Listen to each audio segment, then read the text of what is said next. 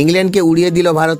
WTC point টেবিলে বিশাল লাভ। বন্ধুরা আপনারা যদি দেখতে চান তাহলে ভিডিওটি শেষ অবধি দেখতে হবে, চ্যানেলটিকে সাবস্ক্রাইব করে একটা লাইক দিতে হবে এবং নোটিফিকেশন বেল আইকন দাবাতে হবে।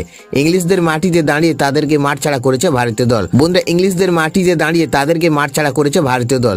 পঞ্চম টেস্টের শেষ দিনে রুদ্ধশ্বাস লড়াইয়ের পর জয় পেয়েছে সুমন গিলের ভারত।